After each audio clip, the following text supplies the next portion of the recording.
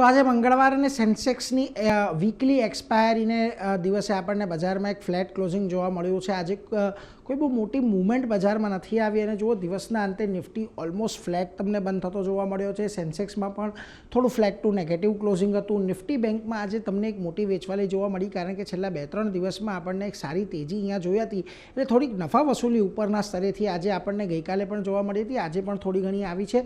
Mid cap અને small cap પણ આજે તમને ફ્લેટ ટુ પોઝિટિવ જ બનતા દેખાયા છે।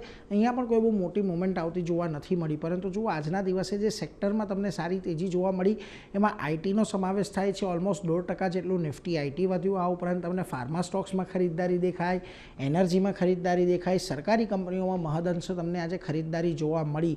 પરંતુ જ્યાં દબાણ આજે આવ્યું એમાં જુઓ રિયલ્ટી અને પીએસયુ બેંક કે જ્યાં આગળ ગયા અઠવાડિયે આપણે સારી રેલી જોઈ લીધી હતી, ત્યાં આજે આપણને નફા વસૂલી આવતી જોવા મળી છે।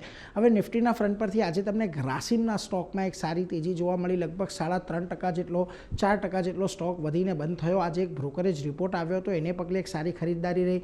આ ઉપરાંત ડૉક્ટર રેડ્ડીઝમાં તમને એક સારી ખરીદદારી જોવા મળી। ટાટા મોટર્સની ગઈકાલે ઇન્વેસ્ટર મીટ હતી અને જે ટાર્ગેટ્સ મેનેજમેન્ટે અહીંયાથી આપ્યા છે એને લઈને આજે સ્ટોકે અહીંયા પણ 2%ની તેજી દર્શાવી અને ટેક મહિન્દ્રા પણ એક ગ્રીન ઝોનની અંદર બંધ થયો છે। પરંતુ આજે જે દબાણ આવ્યું એમાં જુઓ ખાસ કરીને ટ્રેન્ટનો સમાવેશ થાય છે, 0.5% ઘટ્યો। એશિયન પેઇન્ટ આજે પેઇન્ટ સેક્ટર પર એક નેગેટિવ રિપોર્ટ આવ્યા, એને પગલે વેચવાલી આવી। આ ઉપરાંત ટાટા સ્ટીલ, બજાજ ફાઇનાન્સ જેવા કાઉન્ટર આજે તમને ઘટીને બંધ થતા દેખાયા। બીજી તરફ ખાસ કરીને મિડકેપની વાત કરી લઈએ તો જુઓ ત્યાં આગળ Oracle financial, Adani total gas, Torrent power, emphasis જેવા કાઉન્ટરમાં ખરીદદારી રહી। તો સામે પક્ષે બેન્કિંગ સ્ટોક જેવા કે બંધન બેંકમાં, બેંક ઓફ ઇન્ડિયામાં એક વેચવાલી આવી। પ્રેસ્ટીજ એસ્ટેજ અને કોચિન શિપયાર્ડ પણ આજે થોડાક નફા વસૂલી સાથે બંધ થતા જોવા મળ્યા છે।